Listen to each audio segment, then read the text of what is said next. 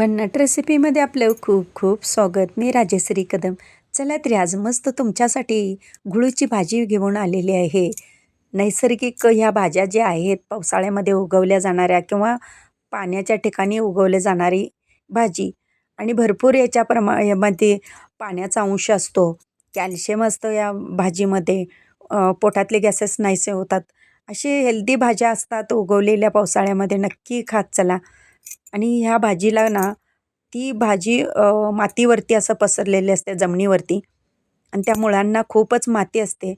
तर भरपूर पाणी घेऊन धुवायचं ही भाजी, नाहीतर मग माती लवकर जात नाही.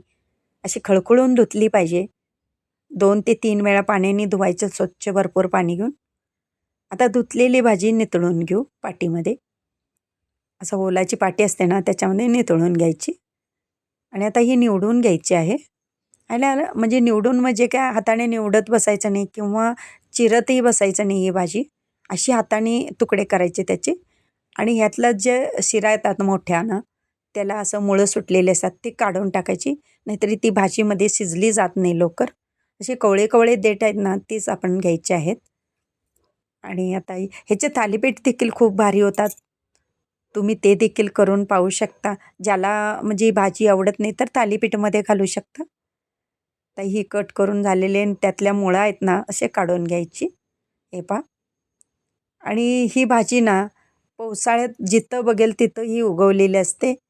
भरपूर प्रमाणात पावसाळ्यामध्ये आलेल्या असतात त्या अशा भाज्या आणि ज्या त्या सीझनला भरपूर प्रमाणात येत असतात त्या भाज्या खायच्या सीझनला.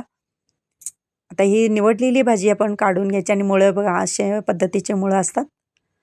तर गॅस लावून घेऊ आणि कढईमध्ये 2 ते 4 चमचे तेल घालूया. तर ह्याच्यामध्ये एक मिरची घालूया. मिरचीऐवजी तुम्ही लाल तिखट देखील वापरू शकता किंवा मिरची आणि लाल तिखट दोन्ही वापरू शकता. एक कांदा मिडियम घेतलेला आहे. आता थोडासा भाजून घ्यायचा आहे. जास्त असं ब्राऊन कलरचा काही भाजायचा नाही आहे आपल्याला.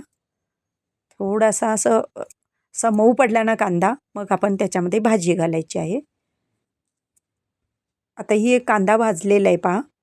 छान असा व्यवस्थित भाजला गेलेला आहे. त्याच्यामध्ये ही आता निवडलेली हाताने निवडलेली भाजी घालूया आणि एक 10 मिनटं शिजवून घ्यायची आहे. 10 मिनटामध्ये चांगली शिजली जाते भाजी. आता व्यवस्थित ह्याला मिक्स करून घेऊ. खालवर करायची म्हणजे त्या पाणी घालायचे नाही आहे कांद्याचं आणि त्या पानामध्ये भरपूर प्रमाणात पाणी असतं. त्यामुळं त्या मूळचंच पाणी त्याला सुटते त्या भाजीचं.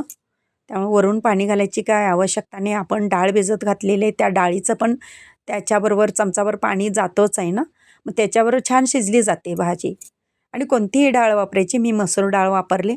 मसूर डाळच वापरावी असं काही नाही किंवा कुठल्या डाळी नको असतील तर तुम्ही फक्त शेंगदाण्याचे कूट देखील घालू शकता. त्याच्यामध्ये चवीपुरतं मीठ घालूया. झाकण न ठेवताच ही भाजी शिजवून घ्यायची. कुठलीही भाजीला झाकण ठेवायचं नाही. नाहीतर भाज्या आहेत ना काळ्या पडतात आणि मग ते गिर्र शिजल्या जातात. म्हणून झाकण ठेवायचं नाही पालेभाजी शिजवताना. आता ही तयार झालेली भाजी गरमागरम भाकरीसोबतसुद्धा खाऊ शकता तुम्ही. आणि शक्यतो पालेभाज्या ज्या आहेत भाकरीसोबतच छान लागतात. मग कुठलीही भाकरी असू दे. तयार झालेली भाजी आता आपण काढून घेऊ डिशमध्ये. आणि कशी वाटली माझी रेसिपी आजची. माझी रेसिपी व पदार्थ आवडल्या चॅनलला सबस्क्राईब करा, बेल आयकॉन दाबा, लाईक करा. इतरांना शेअर करण्याचं विसरू नका. तसेच कमेंट करण्याचं विसरू नका. आपल्यासाठी अशीच नवनवीन पदार्थ नेईन तोपर्यंत धन्यवाद.